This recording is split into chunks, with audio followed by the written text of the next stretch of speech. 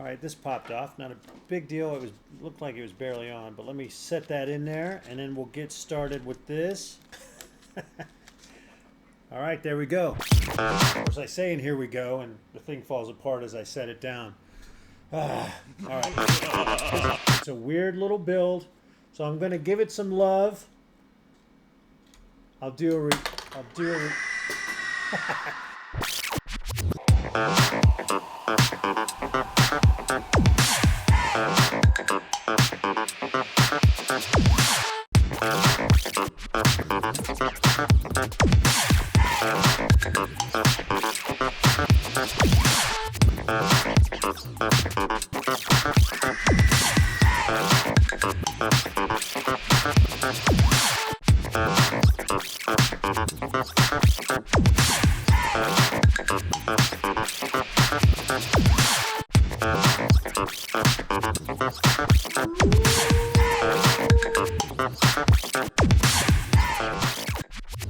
Hey guys, so we're continuing with the mechanical bat from Tech Creators, which is a company that's distributed from DK.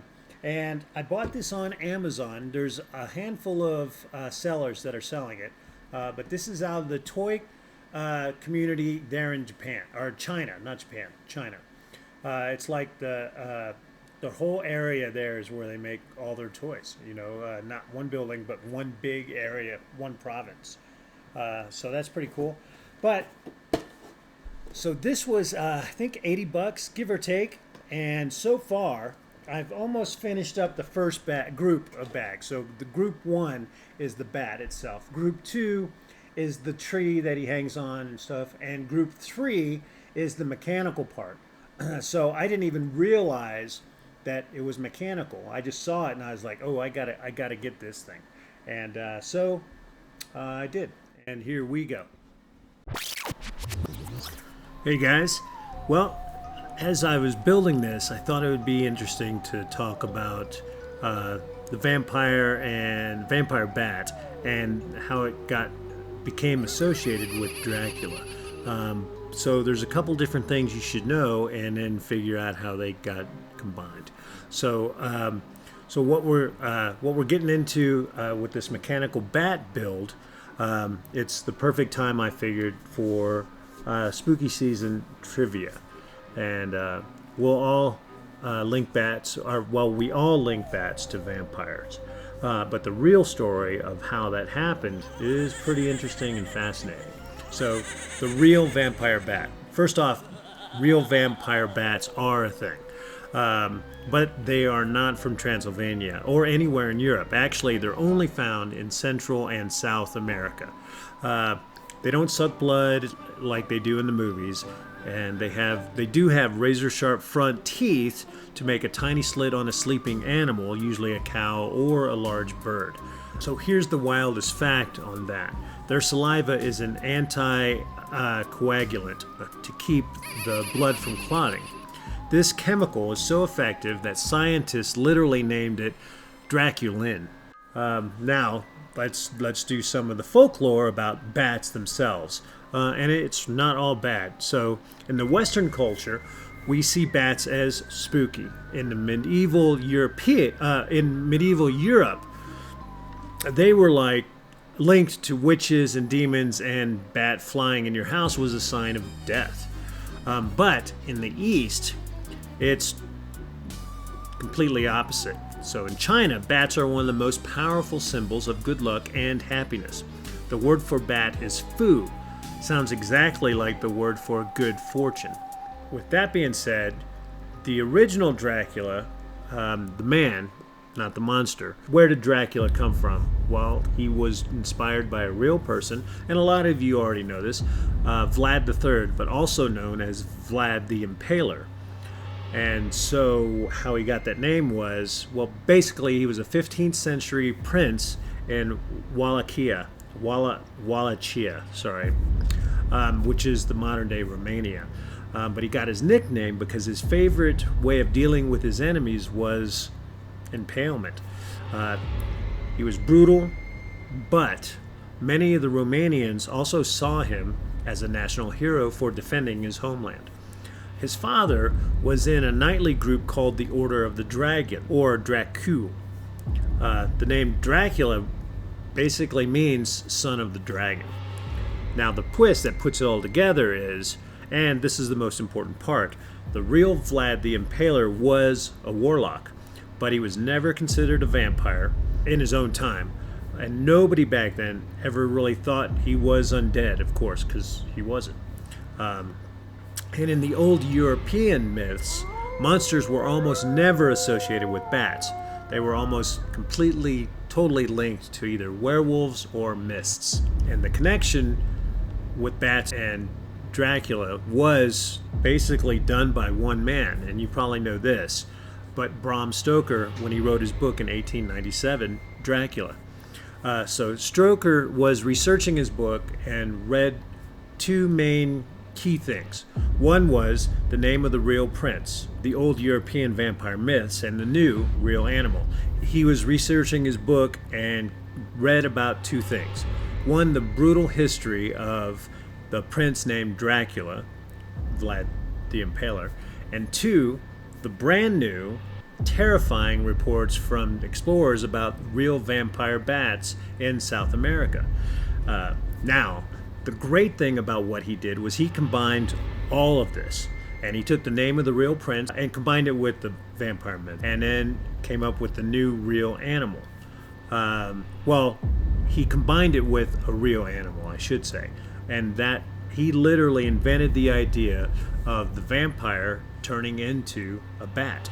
And Hollywood really turned that into basically more than just an added myth. It was the key to vampires. Because you've seen in movies where they turn into mists.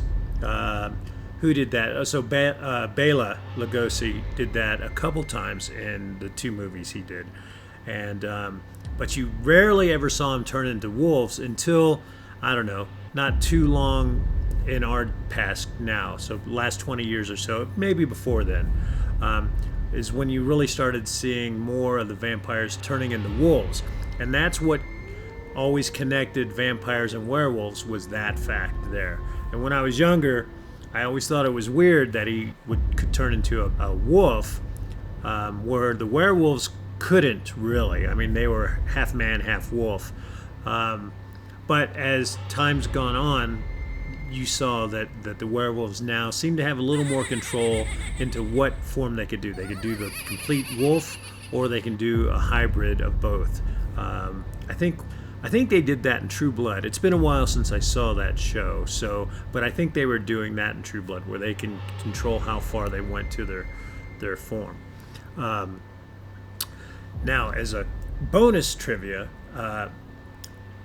in the novel, Dracula, as described, was a Seike, which is a specific ethnic group from Transylvania.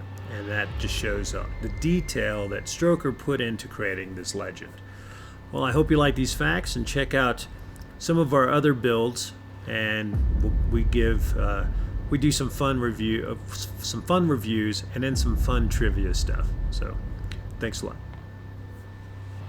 Hey gang, thanks for watching the build. I'm assuming you're watching the speed build. So let me give you a review on this build. So the company is Tech Creations, which is out of China, out of the toy district in the province, rather. I talked about this at the beginning of the initial building, so you can go take a look at that real quick if you want. This review is basically just on the build. Like I said, I've been dabbling into the non-Lego builds. There's a lot of companies out there, and I found the prices are much more reasonable than the Legos. Now, the problems with some of the builds is some companies, I forgot what they call it, but the snap, the choke on it, or whatever it is, the cling is either too tight or too loose. And to be honest, I really haven't come across any that were too loose. Like this one here was perfect. That it has some off-the-wall builds, and we'll talk about it, or I'll talk about it. And some of them are really tough. the ghost ship that I built from, I think it's JM Brick Builders. It was good, but man, by the time I was done building that thing, my fingers were sore because the clutch or the grip or whatever it's called was really tough on a lot of pieces. And so my hands were exhausted and sore by the end of the build. It was still a fun build, and I would still recommend it, of course. Now this one, and a couple others, but this one, I felt like I was building Legos, since that's about the only thing we can compare that to. I enjoyed the build. As you can tell, it's off the wall.